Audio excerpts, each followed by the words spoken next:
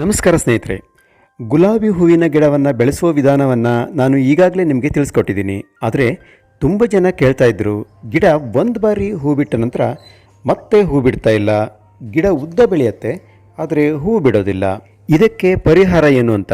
ಇಂದಿನ ವಿಡಿಯೋದಲ್ಲಿ ನಿಮ್ಮಲ್ಲಿ ಒಂದು ವೇಳೆ ಹೂ ಬಿಡದೇ ಇರುವಂತಹ ಗುಲಾಬಿ ಗಿಡಗಳಿದ್ದರೆ ಅವುಗಳನ್ನು ಹೂ ಬಿಡುವಂತೆ ಮಾಡೋದು ಹೇಗೆ ಅನ್ನೋದನ್ನು ತೋರಿಸ್ತಾ ಇದ್ದೀನಿ. ಅಷ್ಟೇ ಅಲ್ಲ, ನಮ್ಮ ಗುಲಾಬಿ ಗಿಡದ ಮೊಗ್ಗುಗಳು ಅರಳೋದಕ್ಕೆ ಮೊದಲೇ ಕಂದು ಬಣ್ಣಕ್ಕೆ ತಿರುಗಿ ಸುಟ್ಟಂತೆ ಆಗ್ತಾ ಇದ್ದಾವೆ, ಹೂವಾಗಿ ಅರಳೋದೇ ಇಲ್ಲ, ಇದಕ್ಕೆ ಕಾರಣ ಏನು, ಪರಿಹಾರ ಏನು ಅಂತ ಕೇಳ್ತಾ ಇದ್ದರು. ಇಂದಿನ ವಿಡಿಯೋದಲ್ಲಿ ಇದರ ಬಗ್ಗೆ ಕೂಡ ಫೋಕಸ್ ಮಾಡ್ತಾ ಇದ್ದೀನಿ. ಈ ವಿಡಿಯೋದಲ್ಲಿ ನಿಮಗೆ ಗುಲಾಬಿ ಗಿಡವನ್ನು ಬೆಳೆಸೋದ್ರ ಬಗ್ಗೆ ಪೂರ್ಣವಾದ ಮಾಹಿತಿ ಸಿಗುತ್ತೆ. ಬೇರೆ ವಿಡಿಯೋಗಳ ಅಗತ್ಯನೇ ಬರೋದಿಲ್ಲ. ಆದ್ದರಿಂದ ಈ ವಿಡಿಯೋವನ್ನು ಎಲ್ಲೂ ಸ್ಕಿಪ್ ಮಾಡದೆ ಕೊನೆವರೆಗೂ ನೋಡಿ.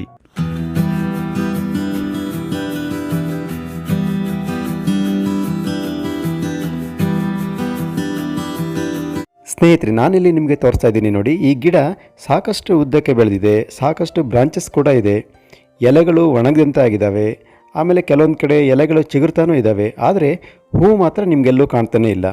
ಇಂತಹ ಗಿಡವನ್ನು ನಾನೀಗ ಆರಿಸ್ಕೊಂಡಿದ್ದೀನಿ. ಇಂತಹ ಗಿಡವನ್ನು ಮತ್ತೆ ಚಿಗುರುವಂತೆ ಮಾಡೋದು ಹೇಗೆ, ನಿಮಗೆ ನಾನಿದನ್ನು ಸ್ಟೆಪ್ ಬೈ ಸ್ಟೆಪ್ ನಾವು ಹೇಗೆ ಮಾಡಬೇಕು ಅನ್ನೋದನ್ನು ತೋರಿಸ್ಕೊಡ್ತೀನಿ. ಒಂದೊಂದಾಗಿ ನೋಡೋಣ ಬನ್ನಿ. ಇದರಲ್ಲಿ ಮುಖ್ಯವಾಗಿ ನೀವು 4 ಸ್ಟೆಪ್ಗಳನ್ನು ಫಾಲೋ ಮಾಡಬೇಕು. ಮೊದಲನೇದಾಗಿ ಪ್ರೂನಿಂಗ್. ಈ ಗಿಡವನ್ನು ನಾವು ಈ ಬ್ರಾಂಚಸ್ ಎಲ್ಲ ಒಣಗದಂಗೆ ಆಗಿದೆ, ಆಮೇಲೆ ಉದ್ದಕ್ಕೆ ಬೆಳೆದಿದೆಯಲ್ಲ, ಇವನ್ನೆಲ್ಲ ನಾವು ಕಟ್ ಮಾಡಬೇಕು. ನೋಡಿ, ಆದಷ್ಟು ಈ ಲೆವೆಲ್ಗೆ ನಾವು ಕಟ್ ಮಾಡಿಬಿಡಬೇಕು. ಈ ಒಣಗಿರುವಂಥ ಬ್ರಾಂಚಸ್ನ ಸಂಪೂರ್ಣವಾಗಿ ಕಟ್ ಮಾಡಿ ತೆಗೆದುಬಿಡಿ. ಸಣ್ಣ ಸಣ್ಣ ಬ್ರಾಂಚಸ್ ಇದ್ದಾವೆ, ಇವನ್ನೆಲ್ಲವನ್ನು ನೀವು ಕಟ್ ಮಾಡಿ ತೆಗಿರಿ. ಈಗ ಸೆಕೆಂಡ್ ಸ್ಟೆಪ್ ಅಂದರೆ ರೀಪಾಟಿಂಗ್. ಇದಕ್ಕೆ ನಾವು ಏನು ಮಾಡಬೇಕು ಅಂದರೆ ಈ ರೀತಿ ಮಣ್ಣನ್ನು ಲೂಸ್ ಮಾಡ್ಕೊಳ್ಬೇಕು. ಮೊದಲು ನಿಧಾನವಾಗಿ ಬೇರಿಗೆ ಯಾವುದೇ ರೀತಿಯ ಹಾನಿ ಆಗದಂತೆ ಈ ರೀತಿ ನಿಧಾನವಾಗಿ ಮಣ್ಣನ್ನು ನಾವು ಬಿಡಿಸ್ಕೊಳ್ಬೇಕು. ನೋಡಿ, ಫುಲ್ಲು ಕೆಳಗಡೆ ಗಟ್ಟಿಯಾಗಿದೆ ಈ ಮಣ್ಣು. ಈ ರೀತಿ ನಿಧಾನವಾಗಿ ಒಂದು ಸ್ಕ್ರೂ ಡ್ರೈವರ್ ಅಥವಾ ಯಾವುದಾದ್ರು ಶಾರ್ಪ್ ಆಗಿರುವಂಥ ಒಂದು ಮೆಟಲ್ ಸ್ಟಿಕ್ಕನ್ನು ತಗೊಳ್ಳಿ. ಈ ರೀತಿ ನಿಧಾನವಾಗಿ ಮಣ್ಣನ್ನು ಬಿಡಿಸ್ಕೊಂಡು ನೋಡಿ, ನಾವು ಸಂಪೂರ್ಣವಾಗಿ ಬೇರಿನ ಸಮೇತ ಇದನ್ನು ನಾನು ಹೊರಗಡೆ ತೆಗೆದಿದ್ದೀನಿ.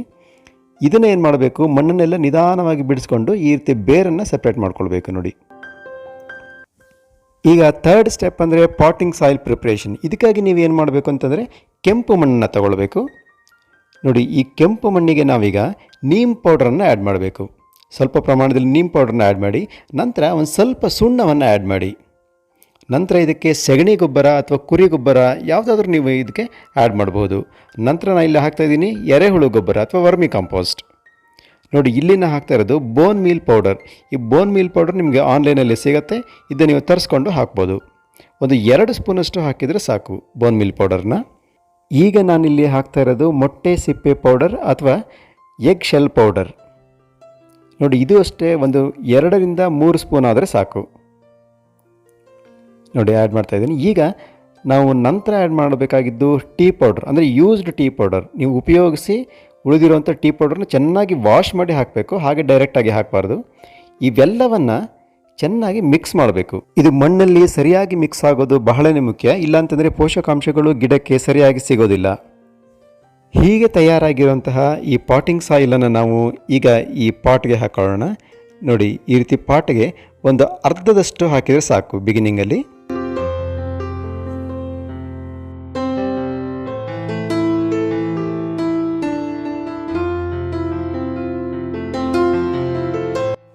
ನಾಲ್ಕನೇ ಸ್ಟೇಜ್ ಅಂದರೆ ರೀಪ್ಲಾಂಟಿಂಗ್. ಅಂದರೆ ಹೀಗೆ ನಾವು ಪ್ರೂನ್ ಮಾಡಿ ರೆಡಿ ಮಾಡಿ ಇಟ್ಕೊಂಡಿರುವಂಥ ಈ ಗಿಡವನ್ನು ಇದರಲ್ಲಿ ಮತ್ತೆ ನೆಡೋದು. ನೋಡಿ, ಬೇರುಗಳೆಲ್ಲ ಸರಿಯಾಗಿ ನಮಗೆ ಕಾಣ್ತಾ ಇದ್ದಾವೆ, ಯಾವುದೇ ಬೇರಿಗೆ ಹಾನಿ ಉಂಟಾಗಿಲ್ಲ. ಇಂತಹ ಗಿಡವನ್ನು ನಾವು ನಿಧಾನವಾಗಿ ಈಗ ಈ ಪಾಟಲ್ಲಿ ನೆಡಬೇಕು. ನೋಡಿ, ಮುಖ್ಯ ಈ ಬೇರನ್ನು ನಾನು ತೋರಿಸ್ತಾ ಇದ್ದೀನಿ ನಿಮಗೆ. ಈ ರೀತಿ ಈ ಪಾಟಲ್ಲಿ ನೆಟ್ಬಿಟ್ಟು ಇದಕ್ಕೆ ಮತ್ತೆ ಮೇಲ್ಗಡೆಯಿಂದ ಈ ಪಾಟಿಂಗ್ ಸಾಯಿಲನ್ನು ಹಾಕಿದರೆ ಆಯಿತು. ನಿಧಾನವಾಗಿ ಹಾಕಿ.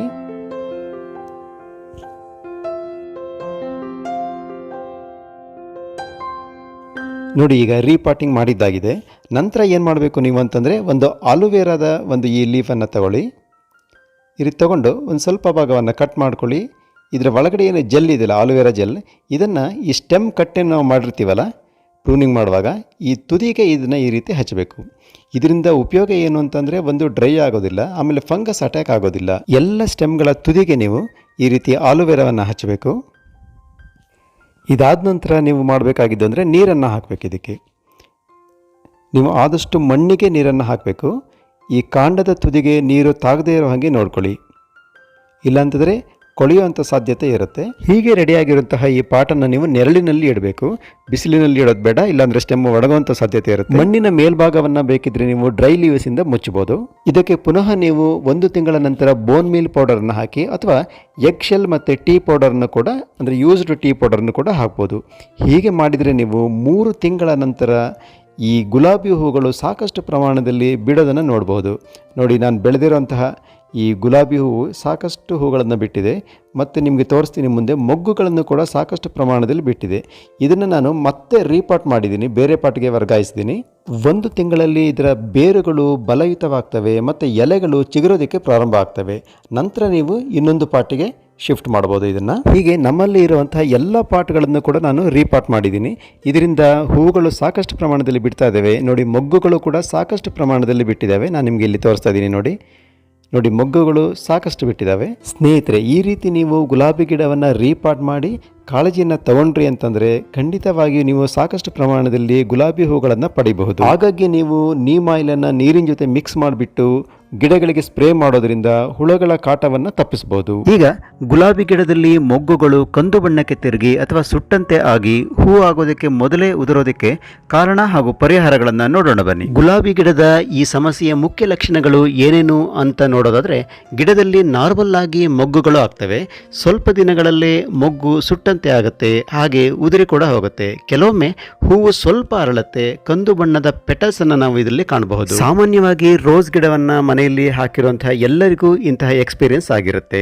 ಹೀಗೆ ಗುಲಾಬಿ ಗಿಡದಲ್ಲಿ ಮೊಗ್ಗುಗಳು ಸುಟ್ಟಂತೆ ಆಗೋದಕ್ಕೆ ಕಾರಣಗಳು ಏನೇನು ಅಂತ ನಾವು ನೋಡೋದಾದರೆ, ಮೊದಲಿಗೆ ನಾವು ಸಿಂಥೆಟಿಕ್ ಫರ್ಟಿಲೈಸರ್ ಅಥವಾ ಕೆಮಿಕಲ್ ಫರ್ಟಿಲೈಸರ್ ಅಥವಾ ಹೈ ಕಾನ್ಸಂಟ್ರೇಟೆಡ್ ಫರ್ಟಿಲೈಸರನ್ನು ಗಿಡಗಳಿಗೆ ಸ್ಪ್ರೇ ಮಾಡೋದು ಅಥವಾ ಗಿಡಗಳಿಗೆ ಹಾಕೋದು. ಇದರಿಂದ ಮೊಗ್ಗುಗಳು ಸುಟ್ಟಂತೆ ಆಗುವಂತಹ ಚಾನ್ಸಸ್ ಹೆಚ್ಚಿರುತ್ತೆ.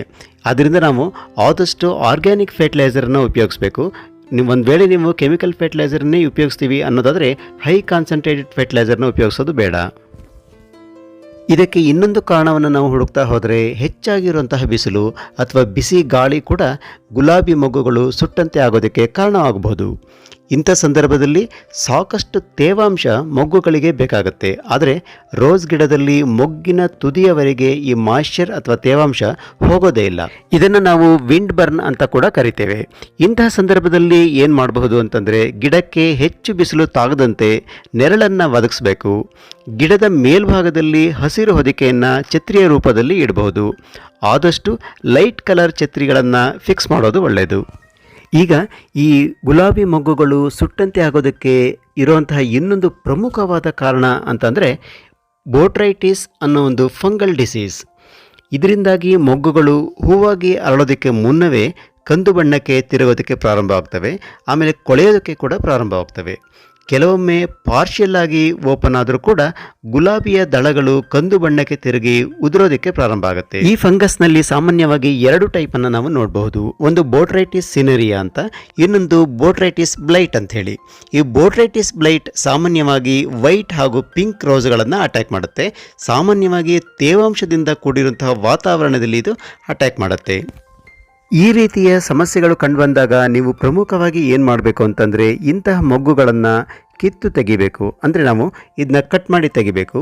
ಜೊತೆಗೆ ಸ್ಟೆಮ್ಮನ್ನು ಪ್ರೂನ್ ಮಾಡಬೇಕು. ಈ ರೀತಿ ಕಟ್ ಮಾಡಿದ ನಂತರ ಈ ಮೊಗ್ಗುಗಳನ್ನು ಅಥವಾ ಎಲೆಗಳನ್ನು, ಆಮೇಲೆ ಸ್ಟೆಮ್ ಭಾಗವನ್ನು ನಾವು ದೂರದಲ್ಲಿ ಗುಂಡಿಯನ್ನು ತೋಡ್ಬಿಟ್ಟು ಹೂತಾಕಬೇಕು. ಯಾವುದೇ ರೀತಿಯಲ್ಲಿ ಇದು ಸ್ಪ್ರೆಡ್ ಆಗಲಿಕ್ಕೆ ನಾವು ಬಿಡಬಾರ್ದು. ನಂತರ ನೀವು ಏನು ಮಾಡಿರ್ತಿರಲ್ಲ, ಪ್ರೂನ್ ಮಾಡಿರ್ತೀರಲ್ಲ, ಇಂಥ ಇಕ್ವಿಪ್ಮೆಂಟ್ಸನ್ನು ಕೂಡ ನೀವು ಚೆನ್ನಾಗಿ ಕ್ಲೀನ್ ಮಾಡಬೇಕು. ಬಿಸಿಯಾಗಿರೋ ಹಾಗೂ ಡ್ರೈ ಆಗಿರುವಂತಹ ವಾತಾವರಣ ಇದ್ದರೆ, ಒಳ್ಳೆಯ ವೆಂಟಿಲೇಷನ್ ಇದ್ದರೆ ಈ ಫಂಗಸ್ ಸುಲಭವಾಗಿ ಹೋಗುತ್ತೆ. ಇದನ್ನು ತಡೆಯೋದಕ್ಕೆ ನಾವು ಫಂಗಿಸೈಡನ್ನು ಕೂಡ ಸ್ಪ್ರೇ ಮಾಡಬಹುದು. ಆದರೆ ಈ ಫಂಗಸ್ ತಕ್ಷಣ ಫಂಗಿಸೈಡ್ಗೆ ರೆಸಿಸ್ಟೆನ್ಸನ್ನು ಬೆಳೆಸ್ಕೊಂಡ್ಬಿಡುತ್ತೆ. ಆದ್ದರಿಂದ ನಾವು ಫಂಗಿಸೈಡನ್ನು ಯೂಸ್ ಮಾಡೋದ್ರಿಂದ ಹೆಚ್ಚಿನ ಲಾಭ ಆಗೋದಿಲ್ಲ. ಆಮೇಲೆ ಏನು ಮಾಡಬೇಕು ಅಂತಂದರೆ, ಗಿಡದ ಕೆಳಭಾಗದ ಮಣ್ಣನ್ನು ಕ್ಲೀನಾಗಿ ಇಟ್ಕೊಳ್ಬೇಕು. ಕೆಳಗೆ ಬಿದ್ದಿರುವಂತಹ ಕಸ ಎಲೆಗಳನ್ನೆಲ್ಲ ತೆಗೆದು ಹಾಕಬೇಕು. ಆಮೇಲೆ ಮುಲ್ಚಿಂಗ್ ಅಂತಂದರೆ ಡ್ರೈ ಲೀವ್ಸ್ ಅಥವಾ ಕಾಯಿರ್ ಇವುಗಳಿಂದ ಮಣ್ಣನ್ನು ಮುಚ್ಚುತ್ತಾರೆ. ಇದರಿಂದ ಫಂಗಲ್ ಸ್ಪೋರ್ಸ್ ಪುನಃ ಎಲೆ ಹೂಗಳಿಗೆ ಅಟ್ಯಾಕ್ ಮಾಡೋದನ್ನು ನಾವು ತಡಿಬಹುದು. ಆಮೇಲೆ ಬೆಳಗಿನ ಸಮಯದಲ್ಲಿ ಮಾತ್ರ ಗಿಡಗಳಿಗೆ ನೀರನ್ನು ಹಾಕಬೇಕು.